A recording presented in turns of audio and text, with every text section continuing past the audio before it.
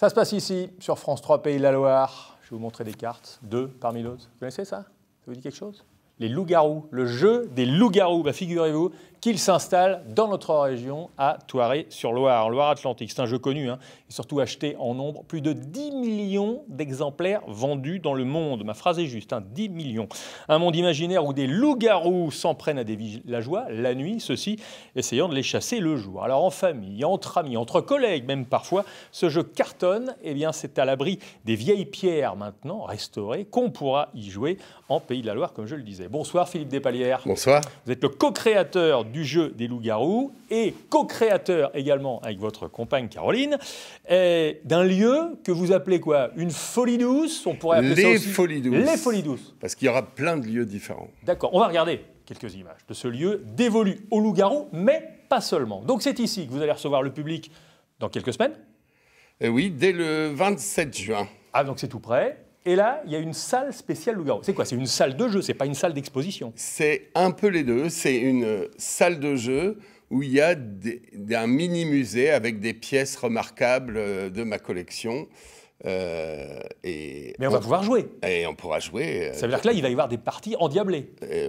Forcément. Forcément, évidemment.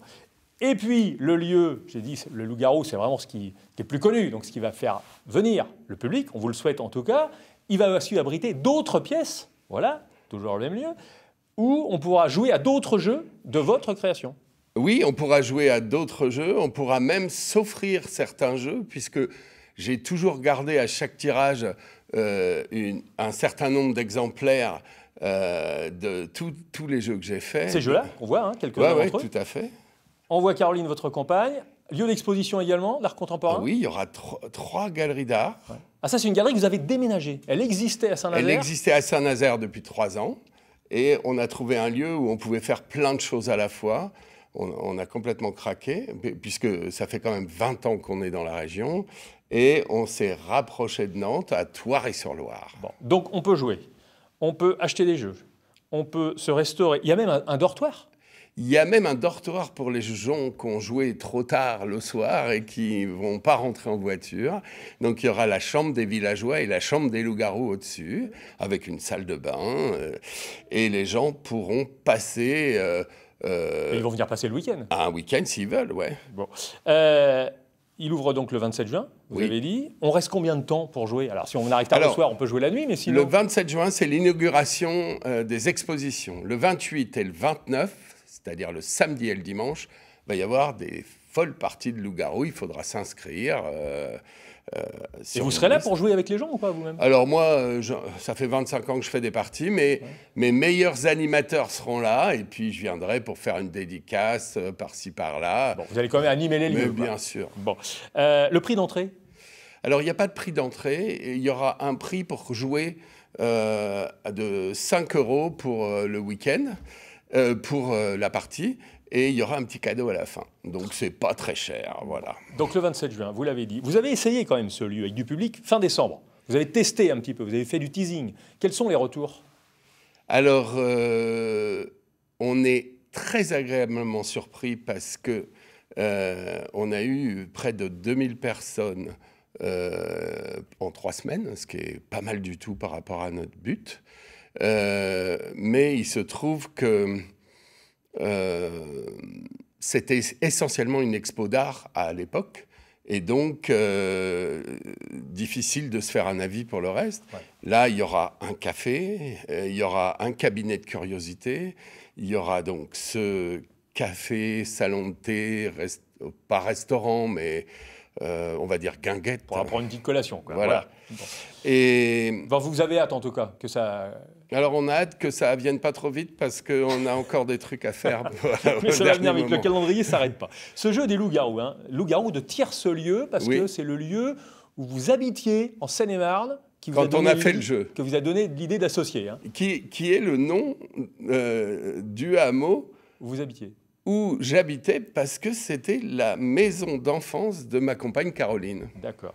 On va voir aussi des images de votre confrère Hervé Marly, avec lequel vous l'avez créé. Donc c'est un jeu, il faut être 8 pour y jouer. On rappelle les règles sommairement? C'est simple, on va vous distribuer à chacun une carte secrètement. Certains seront des simples villageois, certains seront des villageois avec un petit pouvoir supplémentaire, et les autres seront des loups-garous la nuit. Il va y avoir une succession de tours où on discute ensemble, puis on va se coucher, donc les gens ferment les yeux. Le meneur de jeu va réveiller les loups-garous qui vont désigner une victime. Les loups-garous, c'est les joueurs qui vont se transformer la nuit en loups-garous. Et au matin, on découvrira une victime, donc on va réunir le conseil du village qui va finir par un vote. Et vous savez, les votes, c'est pas toujours génial. Ouais, on ne sait pas forcément ce qu'il en ressort. Voilà. Exactement. Donc c'est l'un des nombreux jeux que vous avez inventés. Vous avez inventé une centaine de jeux. Oui, à peu près, oui. Une quarantaine sont commercialisés. Oui. Là, c'est l'un des 3-4 qui vous permet de vivre. Vous imaginiez un tel carton quand vous l'avez Bien sûr que non. Le premier jeu, j'ai cru à un carton. Le premier jeu que j'ai fait, cette année, ça fait 40 ans que j'ai fait mon premier jeu. Et j'ai cru à un carton, je regardais les maisons dans la rue que j'allais m'acheter avec, et finalement, j'ai juste meublé la chambre de mes enfants. Ouais. Mais celui-là, mon co-auteur Hervé me disait, alors, qu'est-ce que t'en penses? Qu'est-ce que ça va donner? Je lui dis, si tout va bien, ça va durer 10 ans et on en vendra 5000 par an. Ce qui était déjà un très gros score à l'époque. Il ne faut pas oublier qu'un jeu, en moyenne, ça se vend entre 1000 et 3000 exemplaires aujourd'hui. Et non, ce carton est inimaginable. Ouais. Bon, et ça vous fait plaisir, évidemment, de voir que les générations se succèdent et que les cartes passent de main en main, quoi. Oui, parce que les enfants qui jouaient quand il est sorti m'envoient des photos de leurs enfants qui jouent avec. Très bien. Merci beaucoup, Philippe Despalières, d'être venu nous parler de votre passion pour le jeu. Il n'y a pas d'âge pour jouer, la preuve. Le jeu des loups-garous est maintenant la maison des loups-garous, la Folie Douce à Thoiry-sur-Loire. Les Folies Douces à Thoiry-sur-Loire. Qui ouvre donc à la fin du mois de juin. L'info se poursuit.